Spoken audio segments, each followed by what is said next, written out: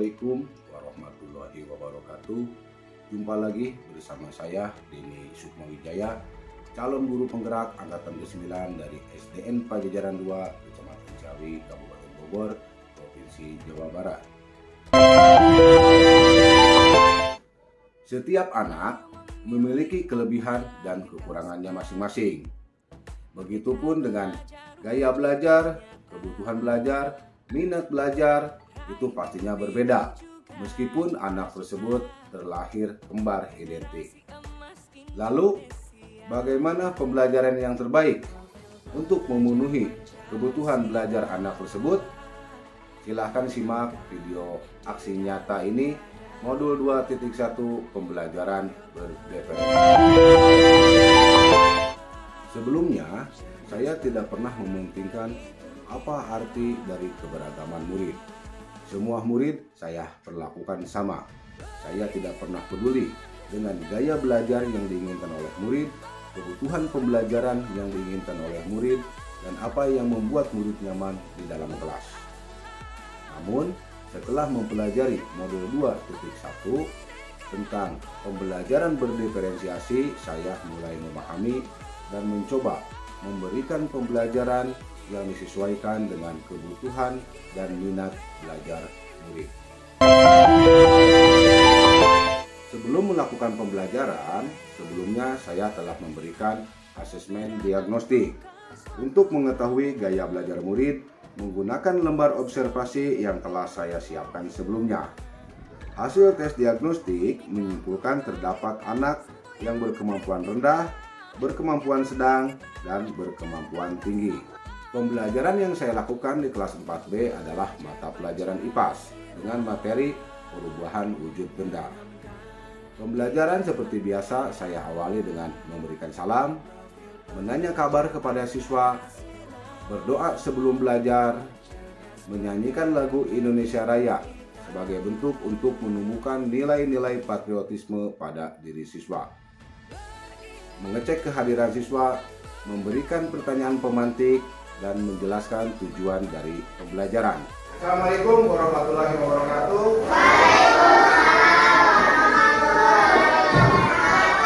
Gimana kabarnya hari ini? Alhamdulillah. Nah, sebelum kita mulai pembelajaran, Bapak mau absen dulu. Siapa yang nggak masuk sekarang?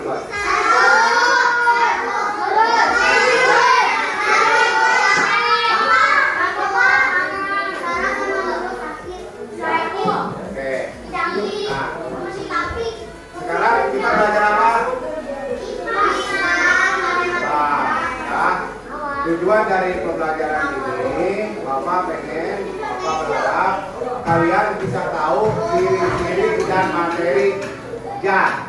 Ya, apa ciri-ciri zat, apa materi zat itu, kalian harus bisa tahu dan bisa menjelaskan juga wujud dan ciri-cirinya. Nah, nanti Bapak bikin kelompok berdasarkan nilai IPAS kalian yang hasil ulangan kemarin, yang hasil tes kemarin itu. Nanti Bapak kelompokkan, satu kelompok terdiri dari 5 orang. Namun sebelum kita lanjut ke pembelajaran, sekarang silakan berdoa dulu. Ayo ketua kelasnya bikin dulu berdoa. Siap untuk praktek, berdoa dimulai.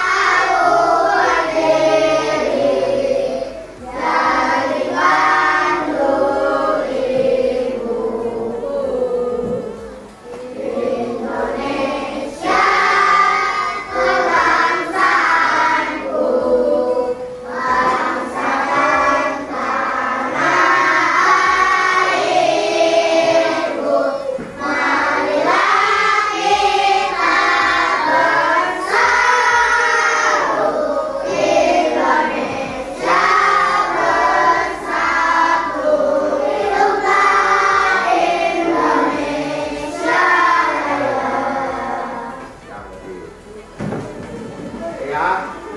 Kita lanjutkan ke pembelajarannya yang minggu kemarin. Bapak pengen nanya terkait materi atau zat benda.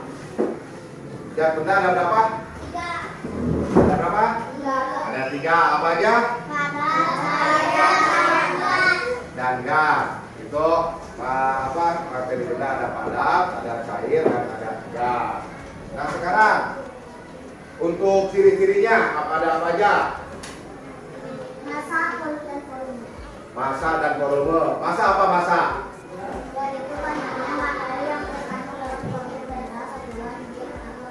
Ya, itu banyaknya materi yang terkandung dalam satuan benda. Kalau volume?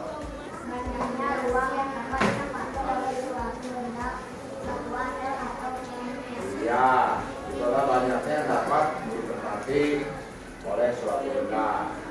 Sekarang pada hari ini kita kerja kelompok mengamati perubahan wujud benda. Namun kita buat dulu ya kelompoknya berdasarkan nilai tes kalian yang kemarin. Satu kelompok terdiri dari 5 orang. Jadi ada 6 kelompok. Bapak sebutkan ya. Kelompok 1 nanti dibuat mejanya dibentuk di sana. Kelompok 2, kelompok 3, kelompok 4, kelompok 5, kelompok 6. Dibuat kayak kemarin. Ya. Ya. Sekarang yang kelompok 1 ya. Kelompok 1 Muhammad Syahril, Hanum, Ahmad Jaki, M Taufik, Kaila, Muhammad Fazli Ardiansa. Nah, sesuai profil belajar murid, yaitu gaya belajar murid dan berdasarkan hasil asesmen yang telah dilaksanakan, maka pembelajaran IPAS ini saya bagi menjadi 6 kelompok.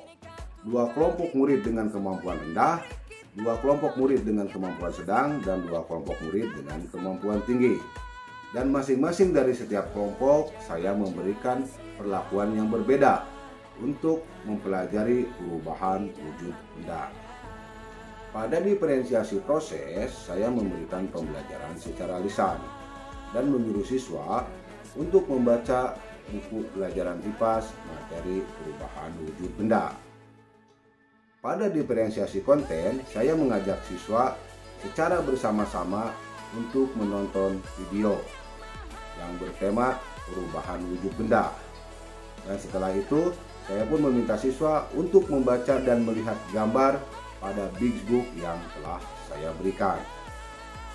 Sedangkan pada pembelajaran berdiferensiasi produk, saya meminta kepada setiap kelompok untuk mempresentasikan hasil diskusi atau tugas kelompoknya di depan kelas dengan gaya dan kemampuannya masing-masing.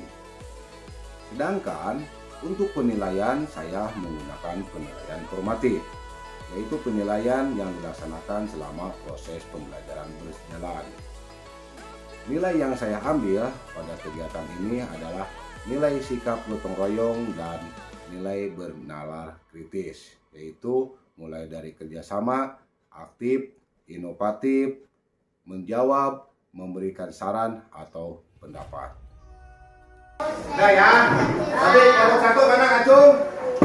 Kelompok 2, kelompok 3, kelompok 4, kelompok 5, kelompok 6. Oke.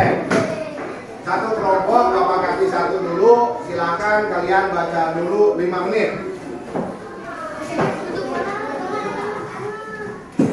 Silakan dibaca dulu.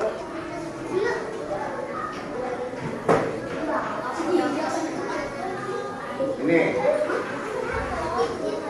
Ya. Ini Bapak kasih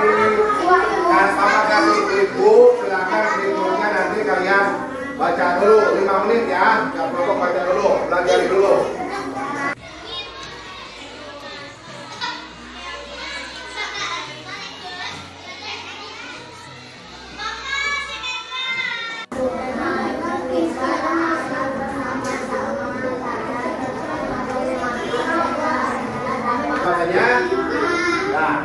Sebelum lanjut, silakan nanti kita tonton dulu video di sini tentang wujud benda.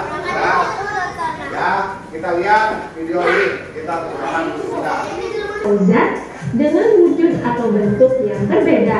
Nah, perlu teman-teman ketahui juga, perubahan wujud zat atau benda ini bisa terjadi karena adanya peristiwa pelepasan ataupun penyerapan kalor atau panas. Tahukah teman-teman, setiap benda yang ada di sekitar kita pasti akan mengalami perubahan wujud walau tidak terlalu terlihat. Seperti yang telah kita ketahui, perubahan wujud tersebut termasuk wujud padat, cair, dan gas. Nah, teman-teman, paham nggak? Nah, sekarang coba sebelum kita lanjut lagi, Bapak tanya dulu lagi. Ada berapa wujud benda? Apa aja?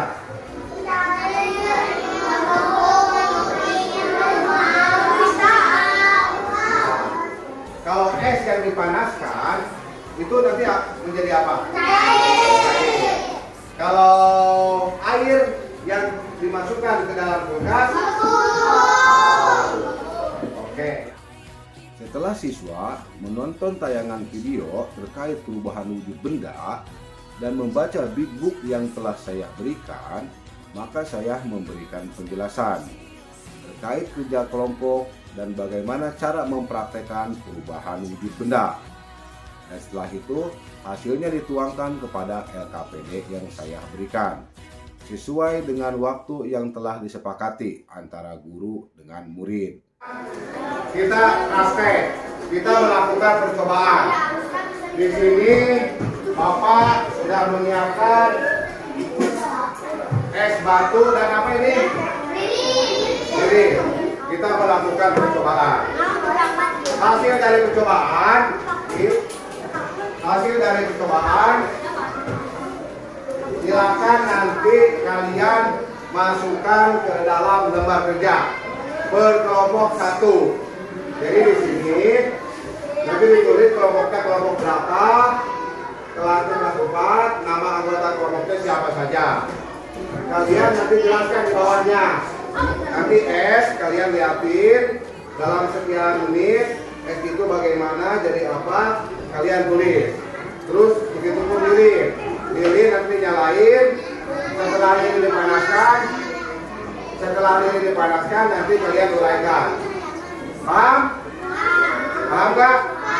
Nah, hasil kerja kelompok, hasil pengamatan nanti kalian per kelompok ke depan presentasikan. Ke depan kalian boleh menjelaskan ini, dan juga kalian praktekkan lagi. Boleh dibawa lilinnya sama batu esnya ke depan, dipraktekkan di depan sambil dijelaskan. Ya, jadi tugasnya nanti selesaikan, terus ke depannya boleh ngomong aja, boleh lisan, boleh sambil dipraktekkan lagi. Paham? Paham nggak? Oke.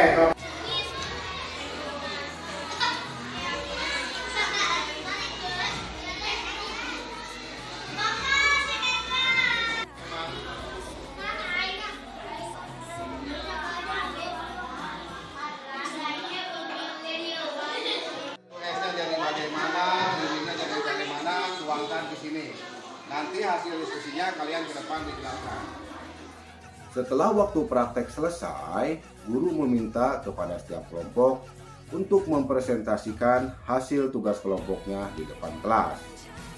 Dan untuk kelompok lainnya diminta untuk menyimak, mendengarkan, memberikan pertanyaan ataupun tanggapan kepada kelompok yang sedang berpresentasi. Dan setelah itu, guru bersama-sama siswa memberikan reward dengan tepuk tangan kepada kelompok yang sudah selesai melaksanakan presentasi.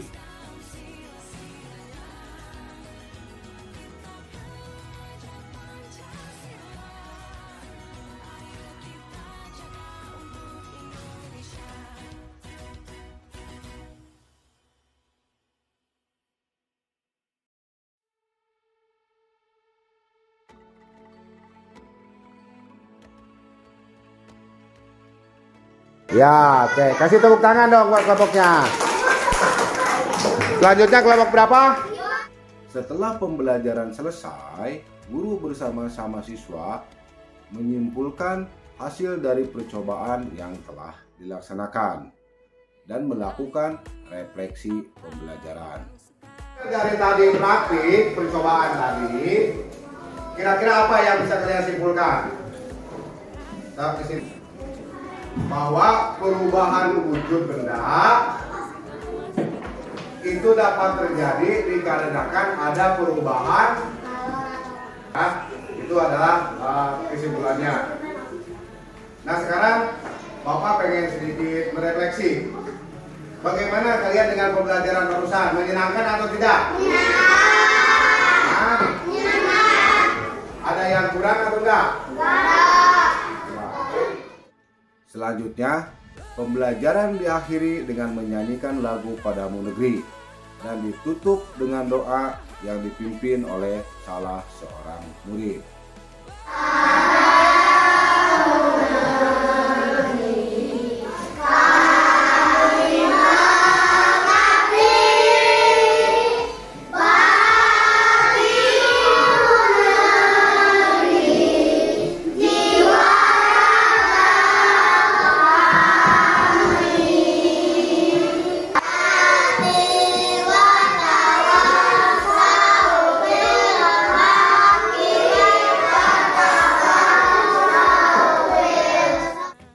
Demikianlah aksi nyata pembelajaran berdiferensiasi yang telah saya laksanakan.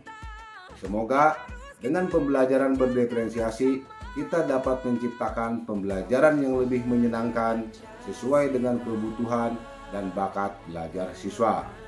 Terima kasih. Wassalamualaikum warahmatullahi wabarakatuh. Pancasila.